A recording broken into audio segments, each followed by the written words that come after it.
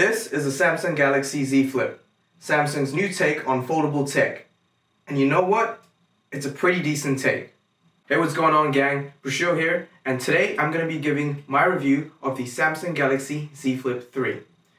Now, this is a phone that doesn't exactly excel in any particular area, but as an all-round phone, it's pretty flippin' great. So let's get into it. Starting with the design. The Z Flip is quite the stunner. I love how the design, while unique, feels quite good in the hand and overall looks really nice. The secondary mini display has seen quite an update and is now a hell of a lot more useful than on the previous generation. Now, despite the design being really sleek and the clamshell mechanism being really satisfying, the ergonomics of the design are a little bit hit and miss for some. Now, this is due to the really tall display that makes one-handing this phone feel kind of weird. However, because the phone isn't too wide, after some getting used to, I think most people should be fine with it. Now, all in all, the design is still real nice, but it is important to note that I actually picked up the green variant. But in person, it kind of looks more bluish, which is kind of weird, but I don't mind it.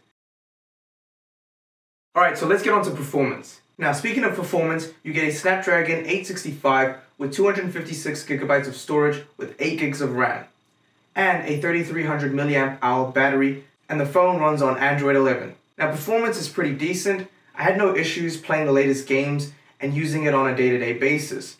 Plus, the 120Hz refresh rate ensures animations are really snappy, and all in all, moving in and out of apps felt very fluid.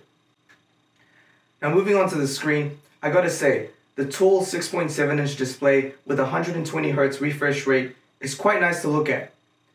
The viewing angles are quite nice and the screen gets plenty bright. Now, I think it's worth noting that the main reason I picked up the Z Flip 3 as my first foldable smartphone over the previous generations is because of the primary and the secondary screen, both of which have seen a refresh and are superior than the previous generations. The mini display is much more functional than on the previous generations. The primary screen is not only better than on the previous generation, but the crease itself is a lot less noticeable when the display is turned on than on the previous generation. However, in some angles, you are still reminded of its presence. Now let's get onto the camera. The camera system on the Z Flip 3 is pretty standard. You get a dual 12MP setup with a 10MP front camera.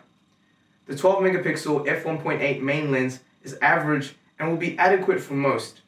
Colors are punchy and there is a good amount of detail with each shot taken. Low light shots are better than I expected and the optical image stabilization is a nice touch. But nighttime photos are still noisier than the standard cameras on the flagship S21 Ultra. The selfie cam is good, but being a foldable phone with a secondary screen, you can always use the primary camera to take selfies, which are of much better quality. The folding aspect is also great for video calls, as you can sit the device up without needing to prop it against anything.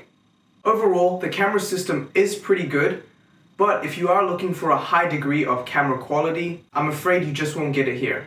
Alright, so my final thoughts on the Galaxy Z Flip line in general is that while the previous generations may have been criticized for their screen and the fact that their durability was put into question, with the Z Flip 3, however, I gotta say, Samsung has really flipped the script on this one.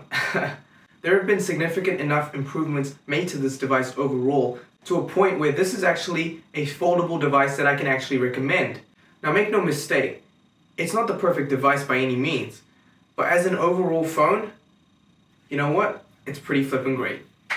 My name is Prashil, and this has been my review of the Z Flip 3. And it looks like we're out of time, so I'll catch you in the next one.